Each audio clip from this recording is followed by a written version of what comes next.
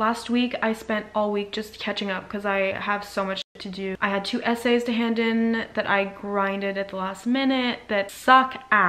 And then I went to my cottage this weekend where I just worked some more. I have no outlet for my anxiety, so I'm just not doing very well. But I feel like once I hand in this essay, I'm gonna feel good, better, hopefully. It was due 2 hours ago, but my teacher apparently doesn't care that much if we hand it in late. So yeah, that's very unlike me, but it's fine. A few first assignments might not be my best work. I'll just learn from them for the next ones and it's fine. Get over yourself. I'm working on my Hitchcock assignment that's due today. I have 800 something words and it's supposed to be 600 words, but I'm not saying anything. So I just need to really work on this for the next few hours. I hadn't really seen any Hitchcock movie, I don't think, until this class. So it's really cool. This assignment is about surprise and suspense in Hitchcock, and we have to compare 2 scenes and talk about how Hitchcock utilizes suspense and surprise and what it kind of does for the movies. So I chose the scene from Shadow of a Doubt where Charlie is at the table and he's ranting about how widowed women don't really deserve to be alive. At the very end of his rant, he looks straight into the camera. He breaks the 4th wall and there's like this tracking shot onto his face as he rants, which is kind of suspenseful because you're like, what's he gonna say next? And also because you already have your suspicions about him. So I find it suspenseful. Hopefully my teacher will agree. And then I'm comparing it with the scene from Psycho where Arbogast is murdered and he falls down the steps. It's like suspenseful, but it's also surprising, and there's like the music and all these elements, and he repeatedly looks into the camera as he falls down the steps. So he's also breaking the 4th wall. I'm trying to make an argument about how the break of the 4th wall adds to the suspense or adds to the surprise because it calls out the viewer and kind of brings the viewer into the story. I think that that's creepy. And then I have to like make links to things we've talked about in class, which I'm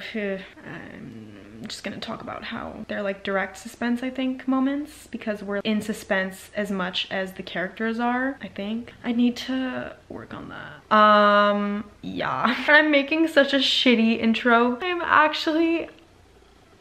I don't know what to do anymore. I'm like so over this. I just want to watch TV.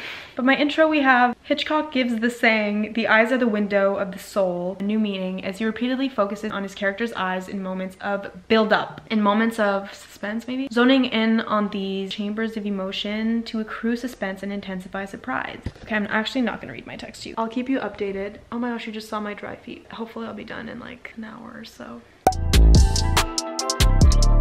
Good afternoon. I'm about to leave to go to my Hitchcock class, which is in person, my first in-person class for this course. I actually submitted my Hitchcock essay this morning. This class I'm note taker, which means that I have to take notes on my computer and submit them so that anyone that had to miss the class can go and read over them, and it's like graded. So there's that, and then afterwards I'm going to Yokato Yokabai with Brie. Oh, I like that. No, my tummy is out.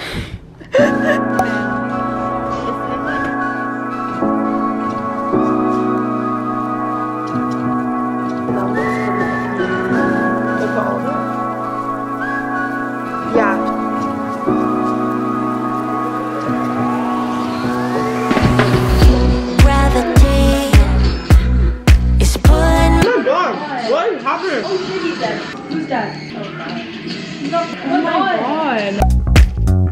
Cause the world won't stop spinning, spinning around. I'm surprised. Shot. The ramen was amazing. My white curtains. I know. Bree's room is my favorite room. Reading. After all that has been.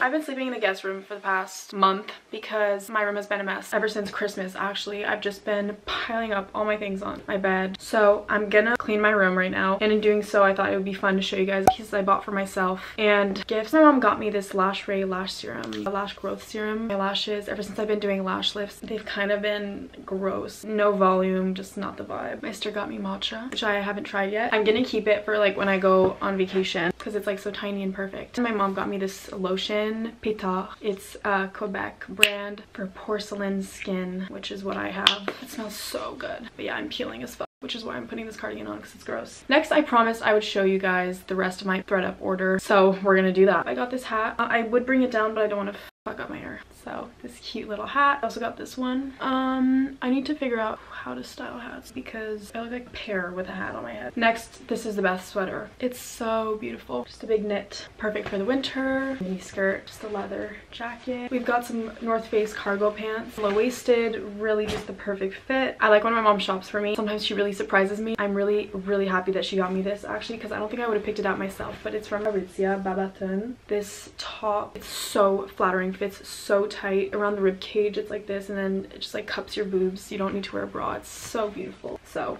thanks, Mom. I basically got the Ryder cargo pants in every single color, in beige, in pink, in black, and in white, but the white ones are in the wash because I wore them outside in Canada, so they're full of salt and dirt and they're disgusting. They need like emergency stain removal. Not looking good. By far my favorite pants. Then I also got these plaid pants, long straight leg, so nice, with the matching top, kind of see-through, so beautiful. And then this mini skirt, my favorite mini skirt of all time. Oh my gosh, so nice. And then this top. Then I also went crazy on the Unif website. You already know Unif is my favorite brand ever. I got this mini skirt. It's truly the most flattering skirt I've ever purchased in my entire life. I also got this dress. I was feeling funky, prairie girl vibes. I don't even know, but I really wanted it. It was calling out my name, and I think that it's gonna be fun to wear in the summer in a prairie someplace. I don't know, I'll figure it out. Then I also got this top, which is one of my favorite tops of all time, and I got the top that I'm wearing right now, which is so beautiful. My mom got me some scarves because I'm always cold in the winter. First one is this lilac. It's really big actually, and it's so cozy. She also got me this pink one, so pretty. Depop, her username is Moss or Mossy. This is like my favorite Depop seller. I check her Depop every day, and she's a Montreal seller, which is perfect. And I got this Angora yellow top, so soft. I also got this top, which I'm wearing, which I wouldn't usually wear on top of anything, and then just ties in the front. This top, see-through, sparkly blue. It's really pretty. Mom also got me undies, Victoria's Secret.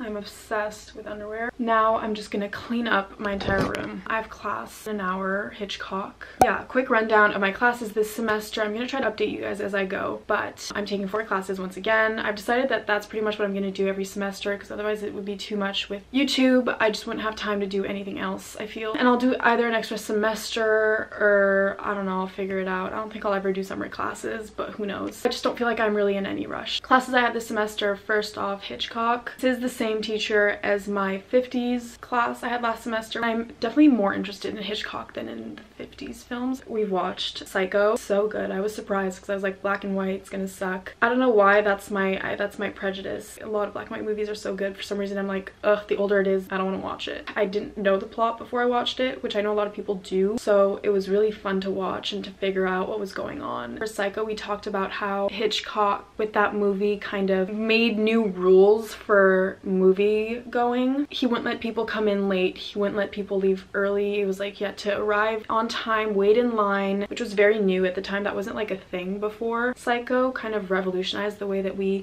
go and watch movies. There was also this accepted rule that everyone would keep the secret of what happens. They wouldn't tell other moviegoers. Hitchcock kind of meshed together discipline and fun. The discipline was part of the fun, stuff like that. I don't know, there was a whole reading that I really liked. Usually readings bore me, like theoretical readings type beat, but this one was really good. Last week we watched Lifeboat, which I didn't like as much because the ending was really not satisfying. I didn't get it. It wasn't like a plot twist, and I was kind of like watching it half asleep, which is bad. But yeah, I think we're talking about hospitality with regards to that movie. We talked about the presence of a black character and also framing, so how Hitchcock frames his characters. That's why we talked about the black character and about women, because Connie, the like main female character, is often found at the middle of the frame, even when she isn't really at the center of the action. I don't really know. Oh, we also talked about hostesses and like female hospitality. And then this week we watched The Lady Vanishes, which was really good. I do the readings, but sometimes I don't really know if I'm understanding it right, but it kind of felt like he was talking about how being stuck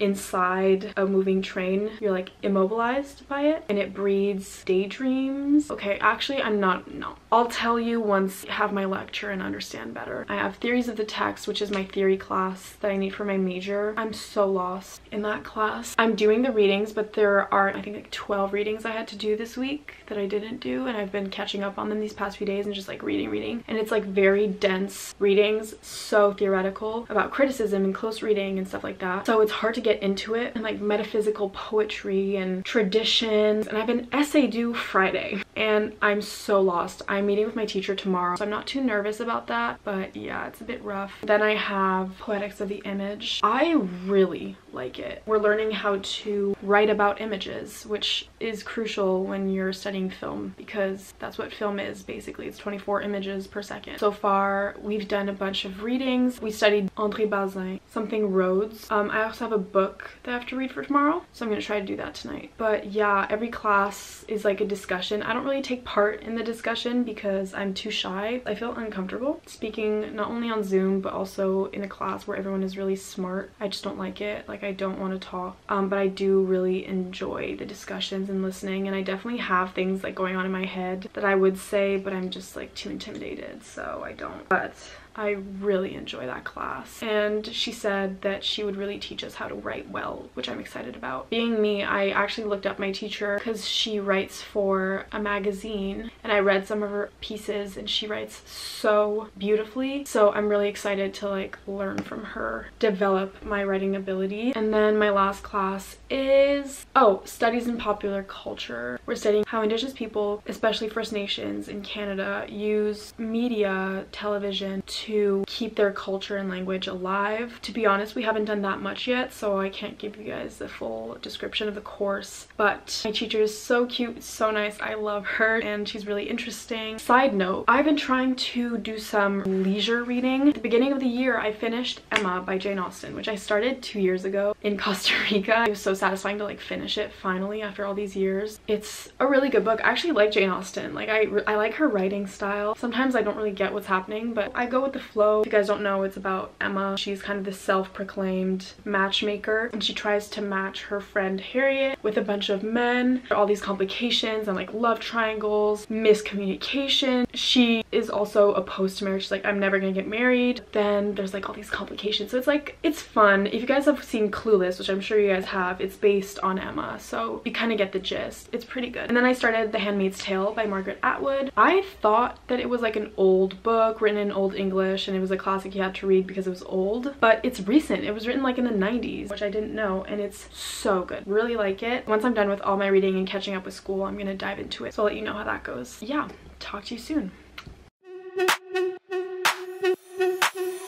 Watch out, I'm coming for you, and it would feel like it's a dream coming true. Don't mind, I already knew. You dropped that gorgeous, but you don't have a clue. Your smile could tear me apart. Can we make them doubles? Yeah. Definitely.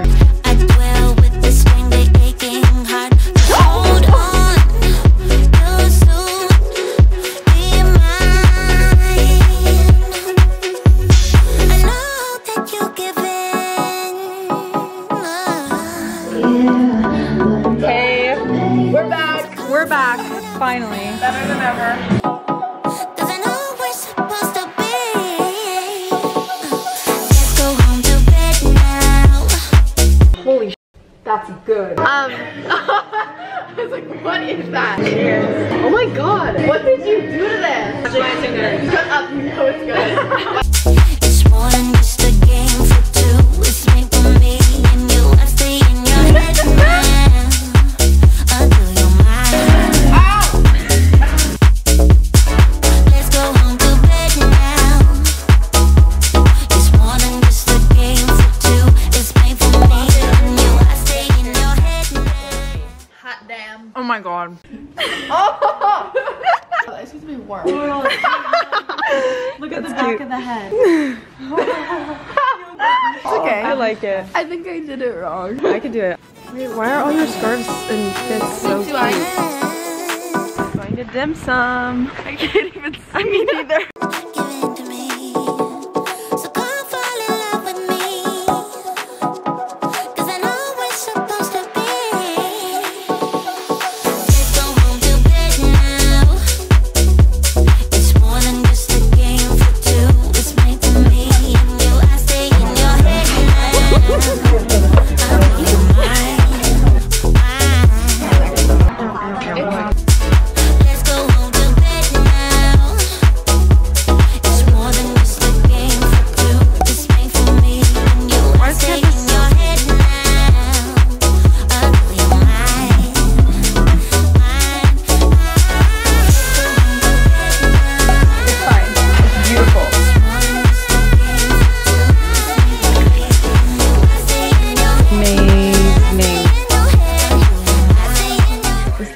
Gross, Steven. Looks fucked good. Oh my god. Yeah. Brows on fleek. Oh yeah, definitely. Literally, you guys love it? Sure, I think. Oi, oi. Just bite it together. How is it? Thumbs up. I want it. You can. Are you sure?